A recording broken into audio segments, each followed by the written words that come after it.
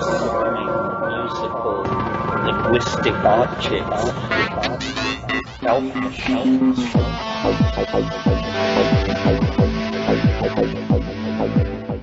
Greetings from Cyberdelic Space. This is Lorenzo, and I'm your host here in the Psychedelic Salon. So, how's this season coming along? If you live in the Northern Hemisphere, I hope you're keeping warm. But if you live down under, I already know how your summer is going. It's going very hot, from what I hear. And since these podcasts reach fellow saloners in over 100 countries and in almost every weather pattern on Earth, I guess I have to say to all of our fellow saloners, stay warm, stay cool, and I'm glad the weather is perfect where you are. I guess that should cover most bases, huh? Now let's get on with today's program. 2 weeks ago, I played the first of 2 cassette tapes that Ralph Abraham loaned to me. They were recordings of a private trialogue between him and Terence McKenna and Rupert Sheldrake. And unless, like me, you are interested in history, particularly the history of the Internet, you may not find today's talk all to your liking because it took place 15 years ago and dealt with this newfangled thing called the World Wide Web. The recording was made at Terence's home on the big island of Hawaii, and at the time, he still wasn't connected to the Internet there.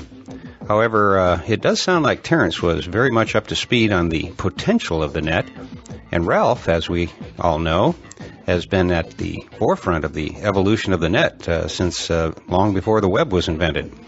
However, as you will hear, Rupert wasn't all that convinced that people would actually contribute content to the web unless they were getting paid for it. Of course, today, Rupert also provides a lot of free content on the web. What a difference a few years make, huh? And just so you know, I edited out a lot of the beginning of this recording because it was mainly Ralph Abraham describing to Rupert what the Internet was.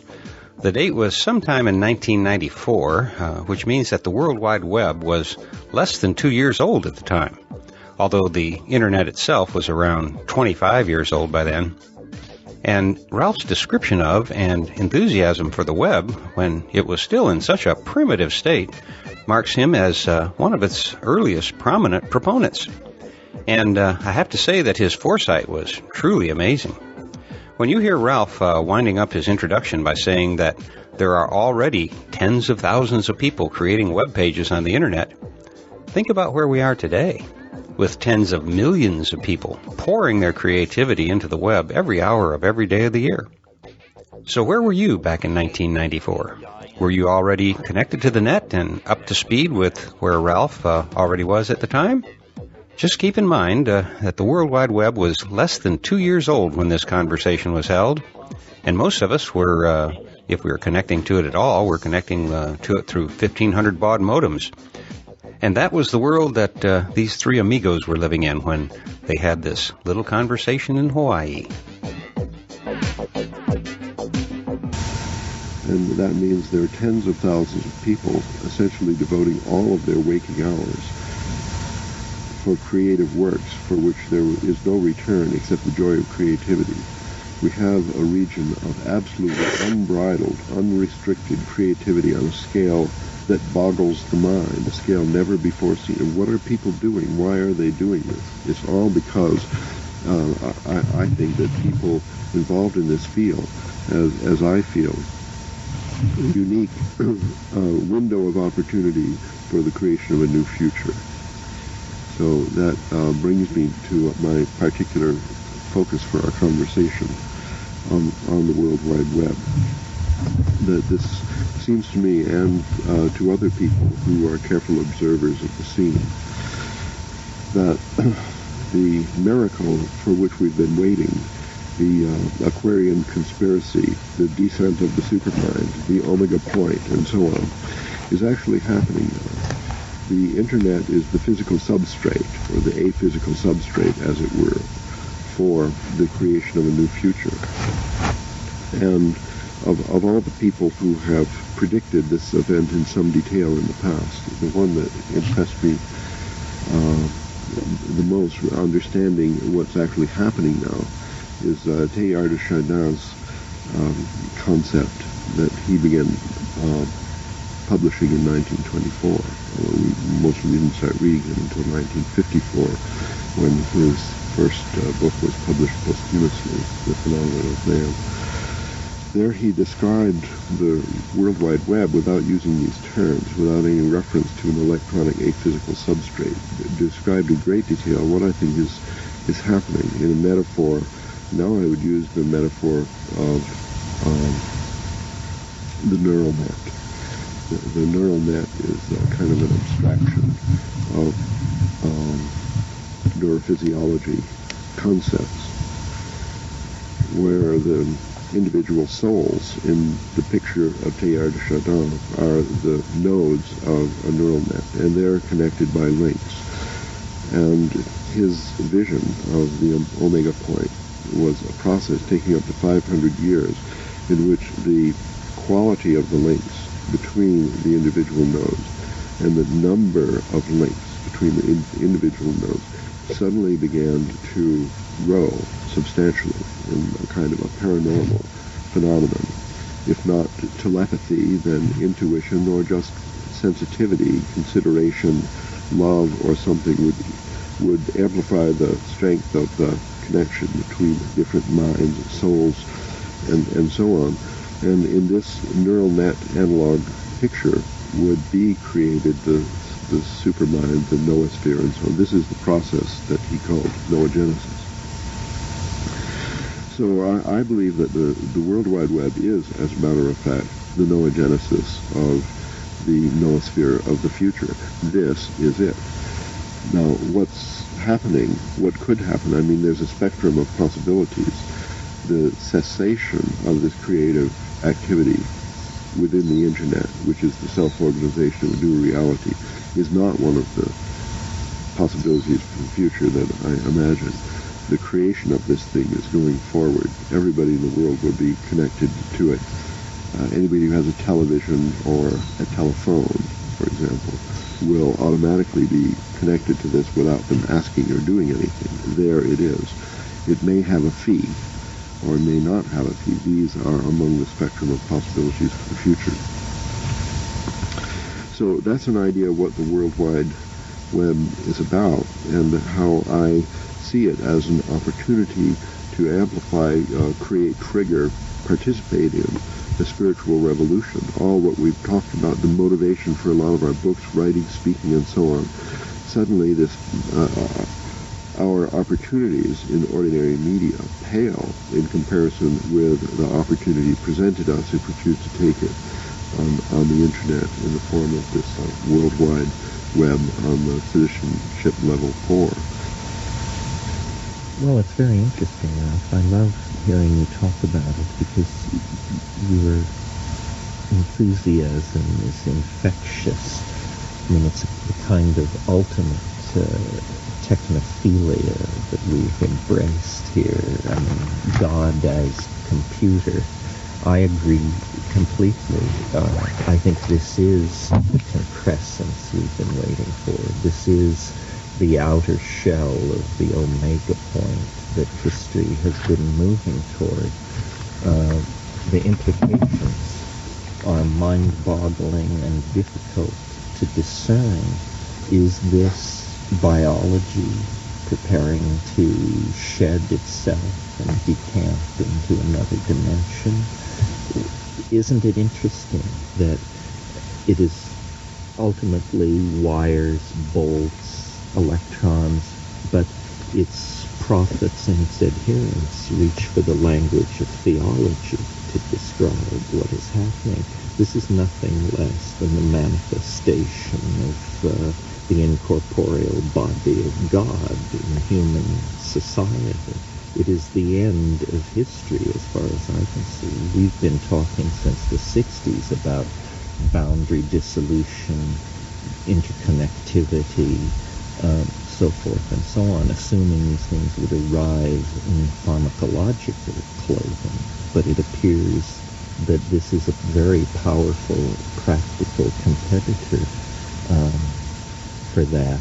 It is disturbing, you put your finger on it, the absence of the feminine I wonder if perhaps the first World Wide Web was 100% female and has existed for millennia, and that in a sense what the engineering mentality is doing is simply hardwiring the intuition. Yeah, bringing the guys up to speed and introducing them to the reality of boundaryless communication, empathy, a sense of wholeness, completion, so forth and so on. So you think we should call it the second web? The men's sort of web. the dual of the second sex. Yes, women have always spun and moved in these webs, and now men are in the process of being feminized, are learning this trick, but implementing it in the way they know best, which is through techno. And I just cannot see the edges of this. I think you're right, that the thing we have heralded that seems so unlikely, that seemed in fact to require, and no pun is intended, a deus ex machina. The deus ex machina is now with us. And what's wonderful is that it cuts down no forests. It creates no new slums. It is in fact invisible. And so the people who might, for various reasons, seek to slow it down, subvert it, manage it, are in fact unaware of it. They are perfectly in control of the land masses of the planet, its plutonium resources, its petroleum resources. They do not understand that these are not the key to the game. The key to the game is information and connectivity. And in that domain, this thing has to have a morphogenetic, it seems to have a morphogenetic impulse of its own as a morphogenesis.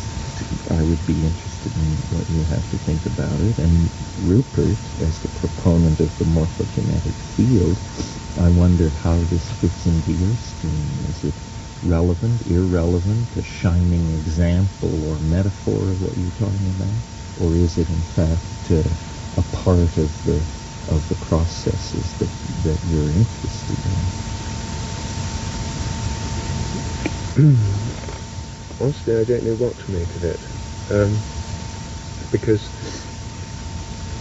I find, I'm very sorry to say, my skeptical impulses being activated, because my own experience is that I already have access to vast amounts of information, libraries, the whole of London's libraries at my feet, Cambridge University Library, incredible information through newspapers, mail, stacks of unread magazines and so forth. I'm very aware of an incredible information overload.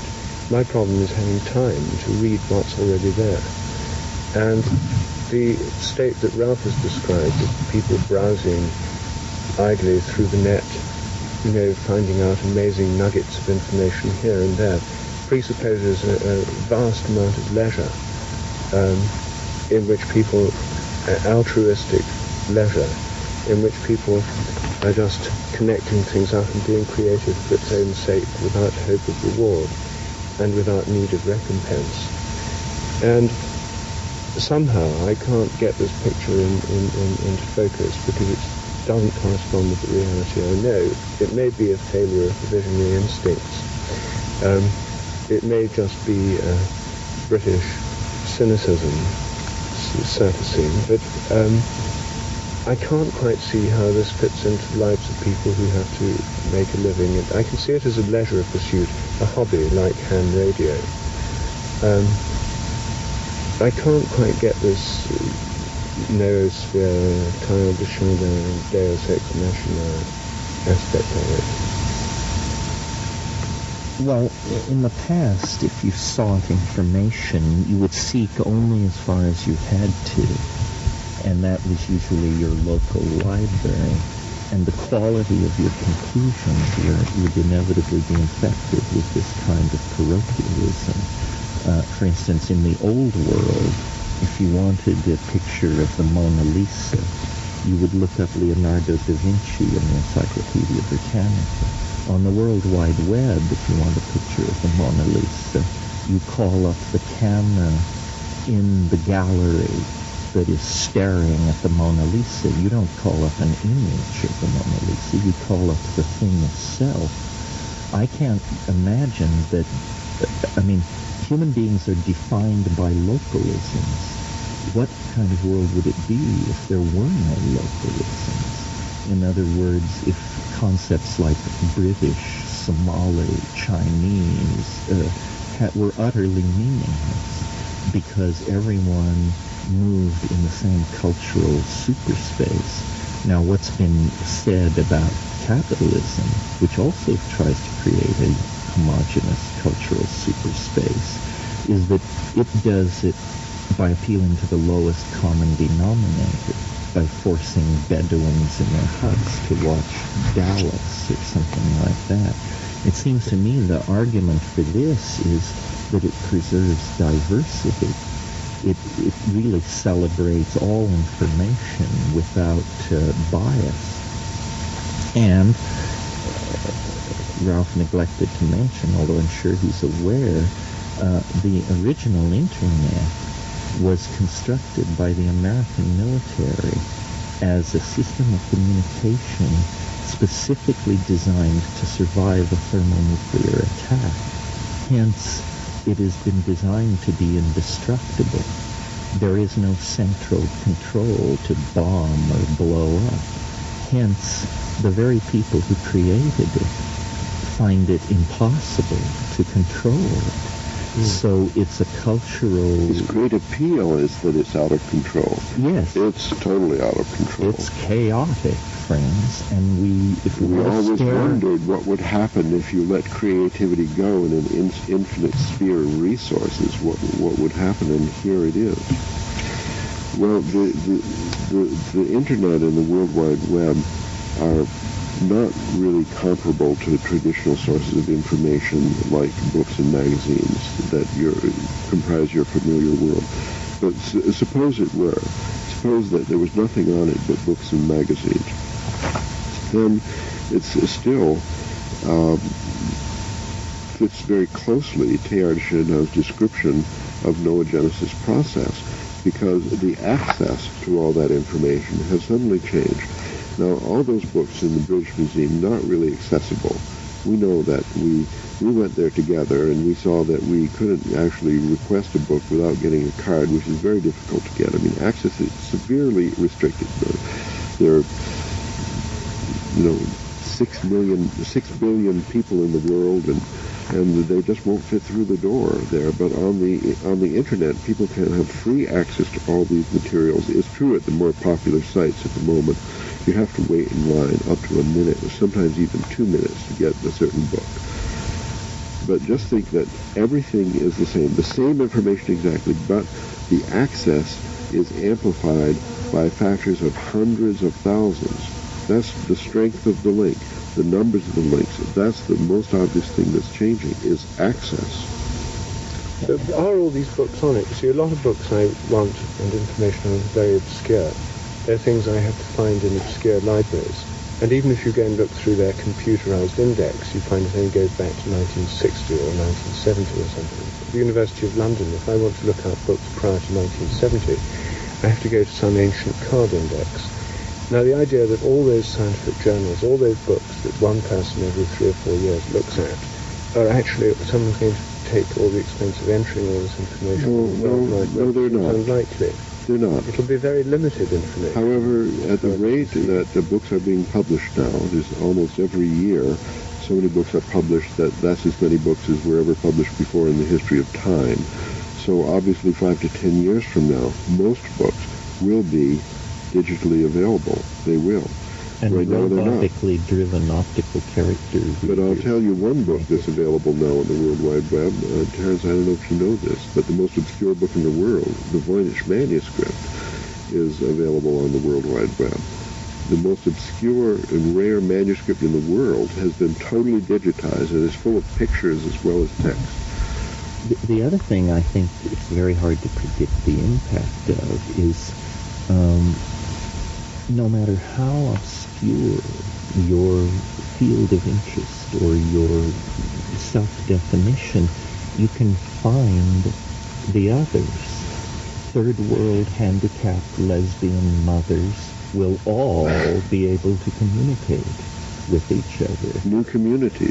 Ukrainian-speaking morphogenicists under 30 with a history of ketamine abuse will be able to find and discuss this with each other. So morphogenetic processes run amok. Well, it seems fine if you know what you're looking for, you see. But I think the point about the ordinary media and the way they work, so when I read the Guardian newspaper in the morning, I'm particularly interested in certain kinds of things, but there's a whole lot of other things that I see that I wouldn't normally look for. I would never dial up half these things. Well, the Guardian newspaper is on the World Wide Web, and furthermore, it's indexed. Now, you read a book. Many of us start reading a book from the back. We like to have a look at the index, see if it's a large one or a small one. I see this book on island ecology. It's got 60 pages of indexed in 3 columns. I think this is a great book. Many books on the World Wide Web are indexed completely. Every single word is in the index. That means it's much easier to find what you're looking for. Okay, well, let's say that it has this amazing resource. And so the next question really is, what kind of research projects or creativity we want to do on it? I mean, I can think of several examples right now. I think the main areas that it would be useful for would be Terence's chosen sphere, as a matter of fact. I mean, one thing I'm very interested in, you see, is the quality of time. I'm interested in the way the physical constants may fluctuate. And this is something Terence has interested me, not, I have to say, primarily focused on the time wave itself, but on the general possibility that the time wave is an example of a quality of time phenomenon. I'm interested in the empirical side of it. So I'd be interested in sunspot data, tide data, deviations from, things from power companies and so on, rate of accident reports, suicide rate statistics, all these things which could reflect changing qualities of time. I myself wouldn't be able to do much with them because I wouldn't have the mathematical means to do correlation analyses and all the things that you can do by comparing vast data sets. But that kind of research would be possible. And a new kind of quality of time research would be possible through the World Wide Net. I can easily see that possibility. I can also see that the number of people who are really interested in this might be very small.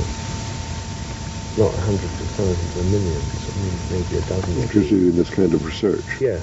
Well, one thing worth talking about is, and it seems clear that this is a general quality of the late 20th century, that opportunity creates gains and loses.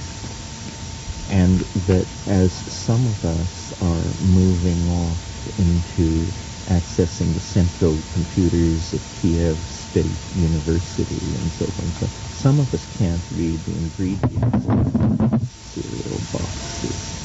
And a lot of people are going to fall through the web, but they've fallen through every web in history. And so then an issue emerges of, is this something being created for an elite? And what kind of an elite is it? It's certainly not an elite of wealth. It's an elite of intelligence. Now, notice that throughout history, the most oppressed group has not been the Jews, the Irish, the blacks. They've taken their hits. But the most consistently oppressed group of people throughout human history have been smart people. And now comes a tool for smart people, utterly incomprehensible to dullards, that is essentially the equivalent of the hydrogen bomb. And if, in fact, consciousness expansion is to be our salvation, then this is chaotic as the web is. What it is it's a controlled psychedelic experience spreading through the populace at the highest levels of the intelligentsia. It's more like a one-way psychedelic experience, that after one hit of LSD or something, your mind is altered permanently. After you have browsed and gotten used to this phenomenon, it's almost impossible to forget it. Or ever go back to the Or ever go back. So since you can speak from experience, and I certainly can't, what breakthroughs in your life have happened other than the vision of the worldwide, what it could be in the future, the visionary side of it? What actual benefits have you derived from it? Well, the most, I think in our context of common activities and so on, I would say the most evident and significant aspect in my life affected by the World Wide Web is my motivation for authoring. I certainly am ready to give up writing books or intellectual activity other than sitting in a garden speaking as we are right now, if the only result is publishing a book that's read by 1,000 people or publishing an article that's read by 100 people. This is an awful lot of work for no result whatever, even though I love the process of making books. And there's nothing more I want to do. I have 1,000 ideas for writing. There's just no reason to continue. Now, however, I see that I can freely self-publish all my creative energy and reach. My worldwide website has been cruised by probably 100,000 people just in 1 year. And he sells advanced mathematical software. What if he were selling dildos? So the opportunity of reaching people, which people may be unaffected by what I write, and that's okay, but at least there will be the possibility that somehow motivates me to do more work. Furthermore, using electronic tools, preparing material to be published electronically is very seamless. So I find I can go at a much greater rate. I'm planning to do about 4 volumes a year during the day. I have a dozen ideas waiting, as I always had, but for the first time, I anticipate completing them all shortly and making them available to people who will actually access them, discuss them, and do something similar in response. So they'll publish a book back. Heaven forbid. I mean, I have the dreadful prospect awaiting me when I return home next week from Hawaii of a stack of mail several feet high, which I know will contain at least 20 bulky envelopes, which will contain exactly the kind of thing you're talking about. People's creative work in progress, theories of the universe, why Einstein went wrong, why evolution should be understood in a new way. I have a stack too. You don't have to read them. Has insights on a great many things that I ought to be interested in. The idea of a torrent of this stuff pouring into my computer is enough to give me, put me off totally, because the amount of creativity around already is far too much, in my opinion. I don't know that we need more. I think maybe but out of this ton, a stack 30 feet high of manuscripts, you might find one valuable one. But of then all these cranks, there'll be one Steve Rook. I know, but then one would be in the unenviable position of the editor of a magazine. I mean, I know we get a lot of this mail through the post, but, talk to people like Noetic Sciences or New Age magazine, and what comes into them, in terms of unsolicited manuscripts is enormous. And the editor has the unenviable task of looking through all this stuff and trying to decide which is just. Well, if none of it could be free to publish, and that I don't have to do it myself. On the World Wide Web, we each have to be our own editor. That's a lengthy... people will publish whatever they please without restraint, and then people will browse whatever they please without restraint. And what we're talking about is a 1,000-fold increase of creativity all over the planet by people who've never had the opportunity before to create anything. They put a window into the World Wide Web in a public place in Los Angeles, and who crowded around it were gang members who felt that they had the opportunity to participate in society for the first time. If you this creativity can't be bad. As an informational environment, what's being said is you get much more interesting evolutionary situations out of species events environments than very sparsely inhabited environments. And I think what Ralph is saying is that the ideological environment is about to turn into the equivalent of an Amazonian rainforest, Exactly. where it has been an Arctic tundra. Exactly. Yes. Well, yes, but it means that the amount of time somebody's going to have to spend doing this editing function. I mean, when there's a vast overload of information... Nobody has to edit anything because this is They all have to select, though. only the readers. Exactly, but it means each... I mean, I just give thanks every day for the fact there are editors filtering out the vast amount of stuff from newspapers and magazines, so I don't have to read all the stuff that's submitted to them. And I'm sure sometimes they make mistakes, and sometimes they have fascist inclinations, and sometimes they're... Well, you've been edited out all over the place. I've been edited out a lot myself. I'm a victim of this process, but, so have a lot of other people. And I just don't see how anyone could navigate through this total overload of creativity. Well, There are here's the robots. thing, Ruth. You've been edited out a lot. If someone's interested in Rupert Sheldrake, their only choice now is to approach you through your critics who have published widely. If So they they could can- simply enter the word Sheldrake and have your words before them rather than the interpretation of your words by a hostile media, many people would come to you.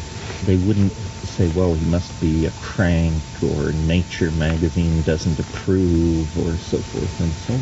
Well, they can right now just look up Sheldrake in books in print and order the book in a bookstore if it isn't already there. And if everyone can get... This is a trivial point compared with the elevated tone of our discourse so far, but if everybody could get copies of all our books free of charge on the World Wide Web, how are we going to pay for the grocery bills that will enable us to have enough metabolic energy to switch on the computer? Well, my publisher Cruise it. is... Of your publisher. My publisher is petrified that I'll put my book on the World Wide Web and of course his fear is justified because I am going to put it on the World Wide Web. But here's my idea about that I'm trying to reassure my publisher with. If anyone goes into the bookstore and finds your book on the shelf, they can stand there and read it on the hoof and not buy it. Their only reason for buying it is they really want to buy it and take it home, and it would be exactly the same on the World Wide Web, because it's very uncomfortable to sit in front of a terminal and read an entire book. That's just not the idea of the thing. If you browse a book and you like it, you'll go to the bookstore and buy it. That's what I think. Meanwhile, there'll be many manuscripts which publishers and editors have rejected, like some of your books were rejected and then they waited for a long time. Meanwhile, they could have been read by everybody on the World Wide Web, who wouldn't mind standing on the hoof in the bookstore, as it were, if there was simply no alternative. So I think, personally, that my book sales, my royalty statements, will be enhanced by putting entire books on the World Wide Web. There are these informatic robots going around indexing things, and this is a terrific relief of individual people. For example, in the past, I get stacks of mail where people are requesting the reprint of an article in some journal which is inaccessible to them, and I've usually responded by making a copy and sending it. In fact, I've been spending over these past years the average of $6,000 a year just copying materials and having them mailed out. That's the cost of the secretary, the postage, and the copying. Now, all of that will be rendered unnecessary because people are not even going to write to me asking for the article because they know it's on the World Wide Web. Well, some of them don't already, but they soon will, because I'm going to have business cards made that contain nothing but my name and my World Wide Web address. Yes, okay, but now, coming to your point about the noosphere and Time to Shadow, I can't quite get, again, how more information, more interactively will lead to this, since, as I understand, at least the more mystical aspects of human unity, they're not things that are necessarily mediated by information transfer, either digital or text or audio. Oh, well, now you're disagreeing with Teilhard de Chardin, not with me. but I agree that there's a terrific possibility that this opportunity I'm talking about turns out to be a big flop, maybe the biggest flop in history. I don't think it will, but that's one of the dangers, and that's why our responsibility is to at least check it out, browse around there, and see if we think after that there's an opportunity or no, and if so, to give it some creative energy, because what it will be in the future will depend on what kind of people with whatever motives actually go there. Okay, well, I ought to be an instant convert, because what I'm in the process of doing through the 7 Experiments book is trying to launch a whole grassroots research project, a resurgence of amateur and grassroots Perfect opportunity science. for you. That involves going directly to people and around institutions. And also people who are doing similar research things networking up with each other. I only have this to say, though, as I mentioned before, my experience so far with the internet, trying to find people who have telepathic cats that know when they're telephoning a specific request, was that mostly what I got was junk comments about it from armchair skeptics. 2 pieces of information that were relevant from people who failed to respond to further inquiry. So I haven't been in. Most of the people who are the most active and interesting informants about their pets at the moment are people who would be the last to join the World Wide Web. They're not computer nerds. They're people who like keeping dogs. Well, we're talking here about a creative process that I imagine would be on the scale of 3 to 5 years before coming to fruition. And I can well imagine a website called Animal Magic, where a lot of the things that you'll be paying your secretary to do will take place automatically. It's called alt.pets and alt.cats, and it already exists. Those exist. Yeah. What is alt.pets? A huge conference on the internet. On what about pets? People, there are subgroups, but it's a news group. Yeah, it's a news How this group. works is you write a letter and it's posted there, and everyone's letters ever written are posted there in sequence. You can read them or not. You can scan them for keywords and only read the interesting ones. And you can ask for stories of telepathic pets. Well, that's what happened. It was in the cat network. This question was asked about telepathic cats. And it was much less successful than my appeals through BBC radio programs, newspapers, magazines, etc. Well, the World Wide Web is a totally different structure than news groups, because you can post things which elicit responses without doing any work. I mean, you have your articles and books and so on the subject, the experiments that you've suggested, and the description of information that you would like to collect, and where to send it, which might not be you, and all of this is posted there, and people who browse by are not necessarily people who habitually respond to a particular news group. It's sort of a much more horizontally diffuse structure. But I'm surprised, Ralph, that where you say you think it could be subverted or derailed, I think it's just built into the evolutionary and morphogenetic unfolding of the cosmos, and that it could no more be stopped than mitochondria or societal organization. There is some powerful faith.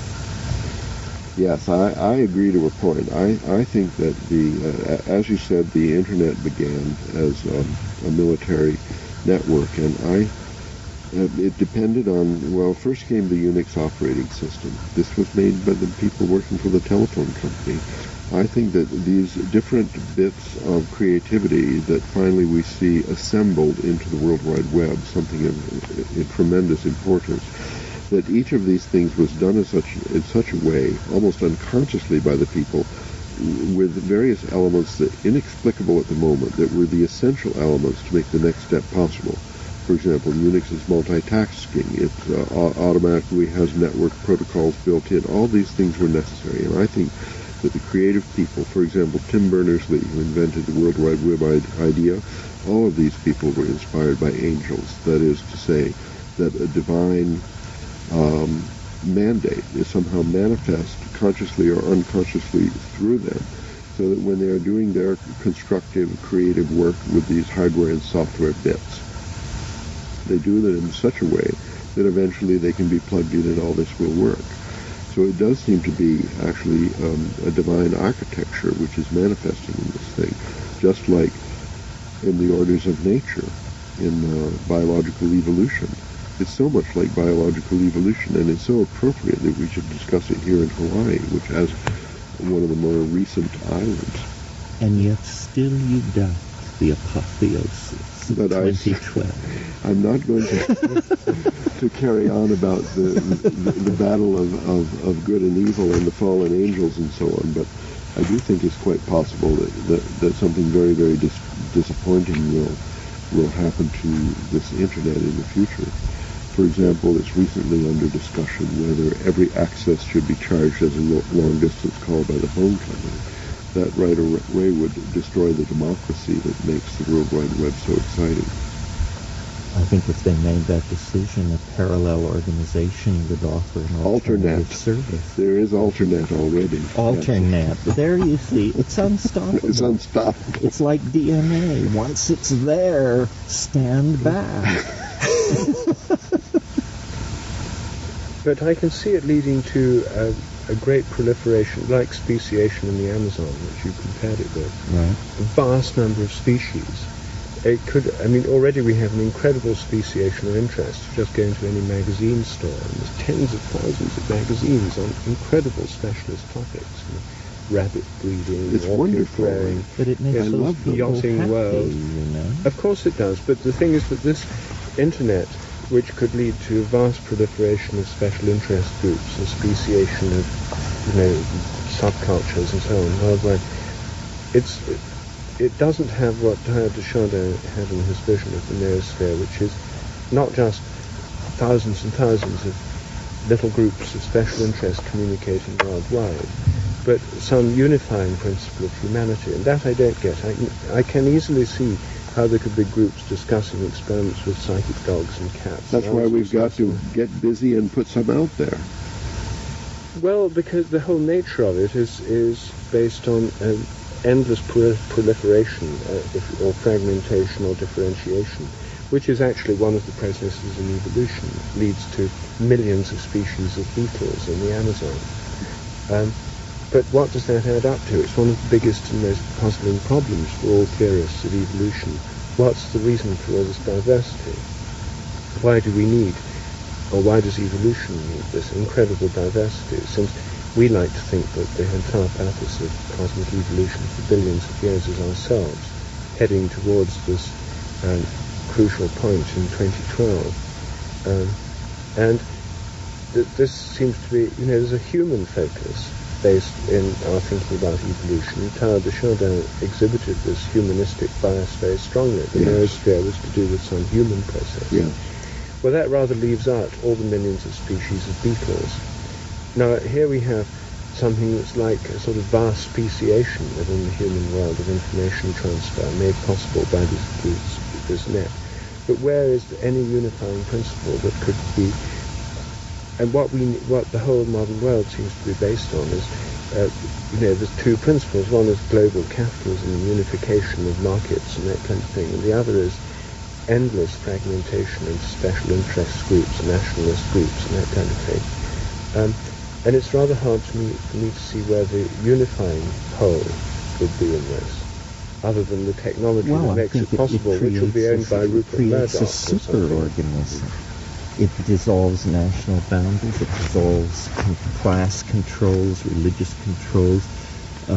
It creates a super-organism. It may not be that it's going to make the world best for white male intellectuals. It may be that that's not its purpose at all. It may be that it has an emergent telos of its own, and that asking what it's for would be like amoebas asking what is evolution for. I think it will supersede us. I don't know how much monkey meat will be connected to the World Wide Web when the web is complete, it may shed the monkey meat somewhere. Here we along the way. diverge. I don't think that at all. I think that the goal, in my own little view here of what's coming of all this, and this is why I said it's possibly a huge flop. It'd be a huge disappointment if Rupert's fantasy turned out to be the actual future of the computer revolution.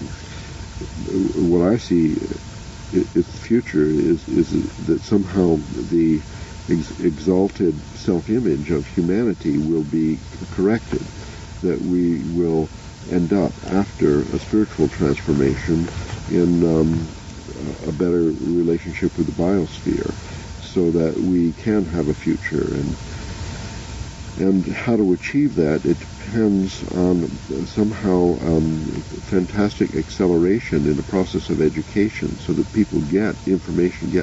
I'm struggling to put on the World Wide Web as fast as possible ecological models that people can actually play in ecological games like SimCity, in which you see what happens if you cut down the Amazon jungle completely, and so on, that this information becomes widely accessible in a form that doesn't even require literacy. And the World Wide Web itself, I think, will become extinct in a very short time. This is a transitional phase in which a divine process is set in motion, giving us the necessary ingredients now missing in our system, which allow us to evolve to a species which can actually coexist sensitively with the environment. Yeah, I think you put your finger on it. We're not going to be downloaded into this virtual reality. I don't think so. We're going to end up without electricity and having a stable population. The population explosion could end, let's say, because of the World Wide Web. This is my greatest dream. I Well, can't quite see how. By making people aware of the population explosion. and giving them information. Many people don't know anything. In many cultures, you can't even ask, because to ask would be to draw attention to yourself and get great a program laid upon you. Yes, here it's arriving in a brown wrapper. I can't quite see how, in the most impoverished villages of East Africa, access to the World Wide Web is going to leap over primary education, literacy, and all these things which they don't have. And you've got to be literate. You've got to speak English. You've got to have the access to this technology. You've got to be trained. I mean, I think this Well, is but always that's going all to be. today. I mean, you should think of this. It's on a parallel track with many other greatly innovative processes. For instance, nanotechnology. I mean, today, to access the web, you need a desk full of equipment. Tomorrow, something will be glued to your thumbnail. And I think we're retreating from three-dimensional space, and that nanotechnological robots, such as we discussed the other night, are going to give us an incredible insight into how nature works. Nature is taking it all back, and all that will survive of the human world are those portions that are able to mirror nature sufficiently to survive the winnowing. And gasoline engines, plutonium technologies, these things will not survive the winnowing. But nature is a World Wide Web. That was the first World Wide Web. And in a sense, what this is a kind of integration. I think you can think anything you want if you're a hummingbird, an ant, a beetle, but we build in 3D, and this has set off an avalanche of problems for ourselves, for the environment.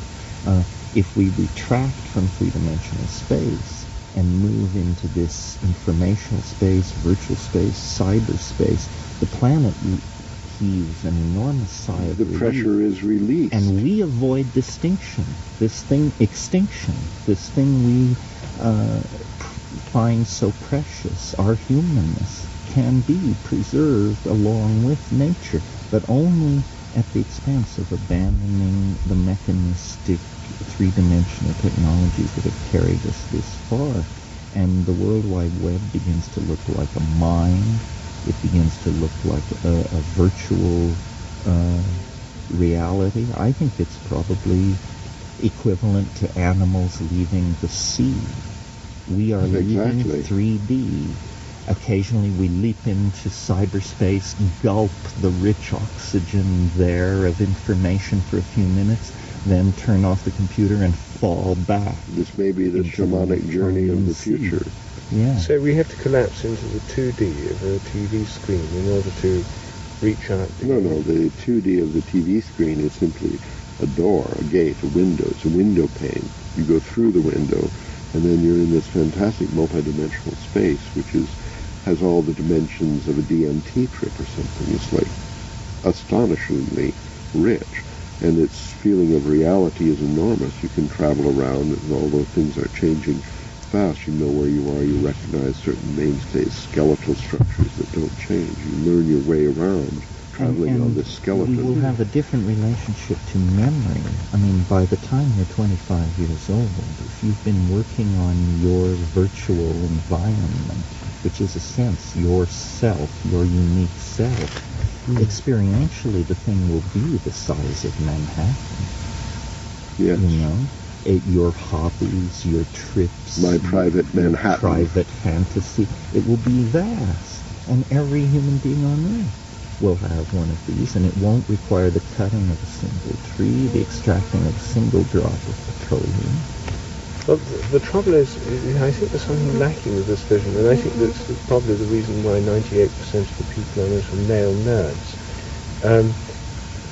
Because there's 2 points. Firstly, it would be great if what you say is true, and it could mean that people could live in local communities. It seems to me the way forward is local economies.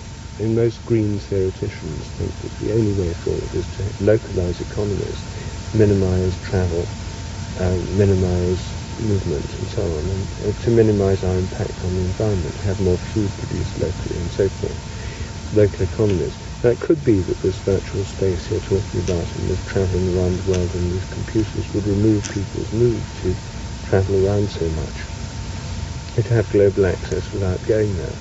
But the fact of the matter is that I find myself that I actually like coming in person to Hawaii and like being in person talking to you two, even though this involves expending vast amounts of aviation fuel. But this is your vacation. You don't like flying to New York to hassle our beloved agent. No, but the thing is that I think that this need for not just multi-dimensional virtual experience, but actual experience of bodily being there is very, very deep in human beings, and I can't quite see how this is going to replace it. Not replace it, it may just decrease it slightly. Do you think so? I mean, is there any evidence that people on the World Wide Web actually spend less on travel, spend less on, live a more ecological No. lifestyle? This is not a matter of evidence, you see, because the thing is in the process of creation, but what it will become is what we dream it to be. We're going to participate in its creation, if it has any potential whatsoever for good, which I think its potential, not only its potential is enormous, but we have nothing else which compares.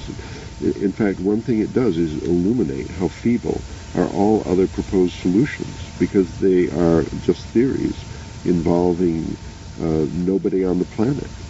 So you have a theory, an interesting one, for limiting the population explosion. Terence has another theory. We've said these theories, we've put them in books that are read by few people, and we've seen that we are totally impotent, in fact, in participating in the future, in the creation of the future, and whatever we think we're due, fly on the airplane or not, is actually not going to influence the outcome whatsoever. But participation in the World Wide Web might, even if it's only a long shot, a 1% chance. It dwarfs enormously any other chance that we've got. I'll do a proof of concept experiment out here. I'm going to create a life that makes it unnecessary for me to leave this island, indeed practically unnecessary for me to leave this hill, and yet I am determined to, at the same time, continue to expand my influence, be read by more people, discussed by more people, and influence more people, because I will cease to speak to groups of 45 people in people's living rooms, and I will begin to speak to hundreds of thousands of generally more intelligent people who are accessing me and my ideas through the net. Yes, well, come back free of charge. Yes, I see you next year reduced to digging up barely edible roots from this forest. Gnawing at the bark of trees. Yes. Well, it is possible to sell things on the web, and it is possible to ask for donations on the web and so on. And these are the two principal ways we have bought groceries in the past, so that we don't have to dig tubers. And our request, I mean, writing grant proposals is a terrible bore. I've given it up completely. At the same time, I'd really like to receive a grant. I'm very loath to waste a minute asking for one. Mm-hmm. Mm-hmm. So I think that the enhancement of my visibility on the World Wide Web, and if there is any merit whatsoever in what's doing, and as it's realized by people, I mean, philanthropists will be cruising the World Wide Web. Looking for opportunities to give money away. Absolutely. Looking for opportunities to get the most bang for the buck. Well, I think it's very important to plan the parameters, but I think one should expect that it will exceed all plans and blueprints. I think it has, it's part of the culture. It is culture. And in that sense, it has a life and a morphology of its own. No technology in human history has ever had the effects that its inventors supposed it would have.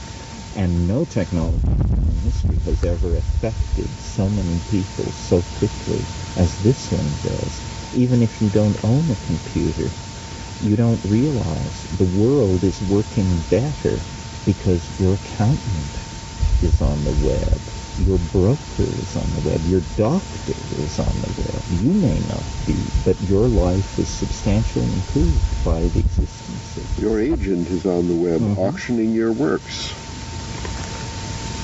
Yes, well, all this may be true, but for the thing to, and what human beings need is not just information, they need relationship, community, etc. All that will continue as usual, won't be diminished a bit by the addition of a new mode. Better to be on the web 6 hours a day than watching the damn television, which is what people do and call community these days. Well, I agree, compared to television, this can't be worse. I think half an hour a day on the web, or half an hour 3 times a week on the web would very, very significantly enhance a lot of lives. Like physical exercise. So in terms of actual community, relationship, child rearing and stuff, somehow that's all left in its present state. Absolutely. Which isn't very satisfactory. Absolutely.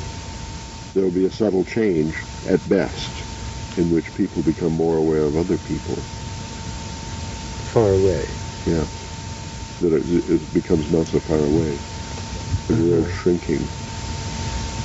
But I mean, a lot of it won't actually affect the problems to do with people's marriages, families, neighbourhoods, crime on the streets, and that kind of thing. No. That are immediately all that would be the same. This is just a terrific increase in intelligence of the species, that's all. But it would be, it's much more restricted than the transformation you were talking about in the first place, then, you see, because what really matters in terms of daily living. No, well, if a spiritual transformation took place, then I think that some of these other problems might be ameliorated significantly, most especially crime. And anyway, Ralph talked about 4 levels on the internet, or on the web. That's today. Tomorrow there's level 5. At SIGGRAPH it was very clear to me that 3D imaging is what's happening. and that the internet is real estate. You walk into it, various forms of visual and head-mounted display problems are all being solved, and very soon, literally, the computer screen will be a doorway. Yes, the World Wide Web is headed for virtual reality. There's no doubt about that. It's already in construction. That, and then, the difference between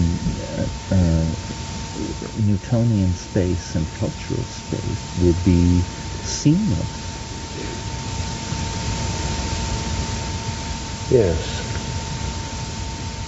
I look forward to a day when people will live in an ecologically balanced Earth, a few 100 million healthy, well-fed, intelligent people who will be essentially at a very aboriginal level of cultural expression.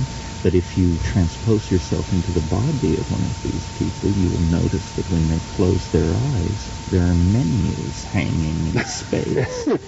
And those menus are the gateway to the cultural dimension, which is not to be seen or touched anywhere. It's in the mind, not my mind, the collective mind. It's what it is it's the creation of a telepathic collectivity. I think it will be mainly dominated, at least for children, by things like Sonic Hedgehog and the banal fantasies of video game makers. Don't you think that it will simply channel people into... Well, it's not driven from the top down, the way all these other medias are. Electrical power distributed from a station, radio sent from a central transmitter, TV, same deal. This is nowhere. The games for children will be made up by children. They won't be sold by anybody because creativity becomes so easy. There's already a third-grade classroom on the World Wide Web where the children are publishing their drawings. See.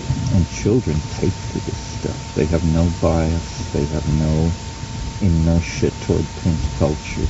They just take to this stuff. The wiring to jack into this thing has somehow been built in from the beginning. They're so facile. They're so good at it. Reading is actually a very peculiar, abstract activity that requires great training. Yes. While being on the web, any primate can do it once they're shown the ropes. Well, there. So there you have it. Let's turn it off. The king said to Mozart. You're listening to the Psychedelic Salon, where people are changing their lives one thought at a time. Back in 1994, I wouldn't have agreed with Terence when he said that any primate can use the internet. But today I'm in complete agreement. Shortly after turning 3 years old, one of my grandchildren began using the mouse on her parents' computer. She's 4 now and knows the difference between a PC mouse and a Mac mouse. Not only that, she's been able to find her way around some very complex children's sites quite easily. And I've noticed that many of her little friends are equally skilled in accessing the internet at 4 years old. It's as Ralph, I think it was, said, we seem to actually have been pre-wired for this experience. Now, one thing I feel I should point out, though, is that Terence was wrong when he said that the internet was designed to withstand a nuclear attack. That's an old urban myth that has been shot down numerous times. And if you want to know more about the early days of the internet, from its very beginning at BBN, then a good place to start is with the book Where Wizards Stay Up Late, The Origins of the Internet, by Katie Hafner and Matthew Lyon. It's a really good read if you're into geek stories, and I actually worked with and know a lot of the people mentioned in that book, so I can verify a lot of those stories. And one of those stories has to do with the urban myth that Terence so blithely passed along. I'm also sure that you noticed how all three of them had the impression that the web was going to basically remain a guy thing.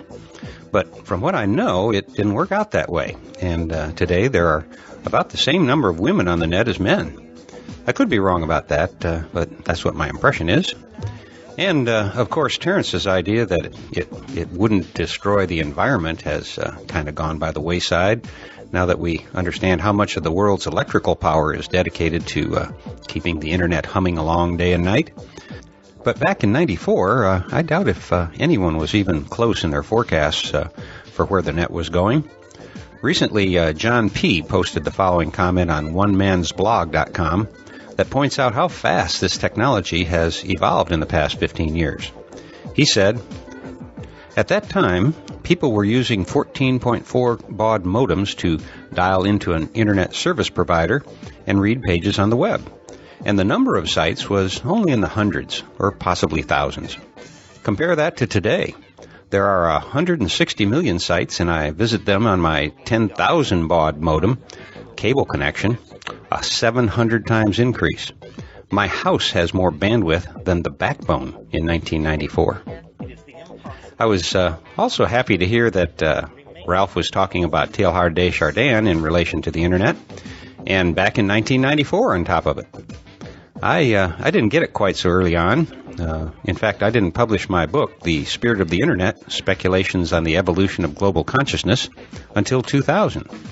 And in it, my main premise was the correlation between the way in which the Internet was evolving and how this was reflected in Teilhard's work. So it was thrilling for me to hear this confirmation of my ideas coming from Ralph, and coming so long before I picked it up myself. Which again leads me to think that I have yet to have my first original thought. I'm just really good at picking up on other people's thoughts that are out in the noosphere, as Teilhard would have us believe.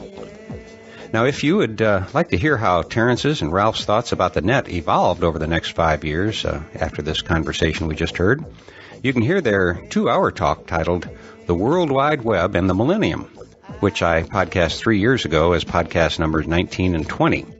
And, of course, this was recorded in 1999, 5 years after the talk we just heard. And you can download both of those for free, of course, through iTunes or some other aggregator, or directly from our website, which you can find at psychedelicsalon.org.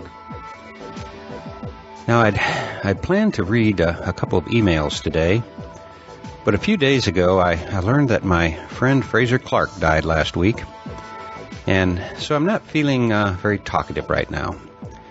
When I first learned of his death, via Facebook actually, I thought it was a prank. And I still can't believe it, but that's the sad truth, I'm afraid. And Fraser's death hit me on several levels, including the sobering thought that I was older than him. Now, by the time you hear this podcast, Fraser's online wake and funeral will most likely be over, but you'll be hearing more about him from me in the months ahead. I guess the main headline right now that I would write for Fraser is to say that he was Tim Leary, Terence McKenna, and a dozen other of his peers all rolled into one. Fraser Clark, in my humble opinion, was a man of mythical proportions, and I'll miss him greatly. So right now, I'm going to take a little break and go back and re-listen to my podcast, number 45, which featured Fraser giving a lecture at Stanford University here in California. It's titled, Rave Culture and the End of the World as We Know It. And it still remains one of my all-time favorite podcasts, even over most of Terence's talks. I'll have more to say about Fraser Clark in future podcasts, where I'll collect some more of his material for you to listen to. But right now, I've still got to absorb the fact that he's moved on to his next big adventure. For many of us, Fraser was either a mentor, role model, teacher, wizard, sorcerer, or all of the above. There simply was no other like him, and we will all miss him dearly. I'm going to close now with a piece of music I played once before. It's called Miss About You, and was written and performed by my friend Queer Ninja. Some of you know him from the Sounds of Worldwide Weed podcast. And if I'm not mistaken, the vocals are by his friend Sharon. When I asked Ninja for permission to use it again, he said, of course, and he added, Fraser Clark was a fascinating person who tried his hardest to get the light and love to us all. And I might add, he succeeded magnificently. Without a doubt, there are literally millions of members of the psychedelic community who have benefited either directly or indirectly from the inspired genius of Fraser Clark. For now, this is Lorenzo signing off from Cyberdelic Space. Sail on, dear Fraser. We'll catch up with you when we can. Into the light, into the light of bare naked truth.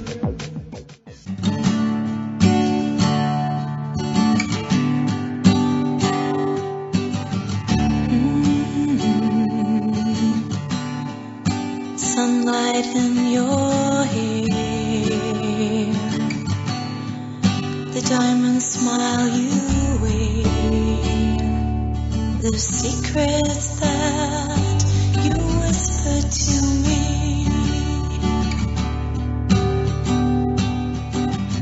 Oh, the love that's in your eyes, the peace that you enshrine, the hope you weave in every word.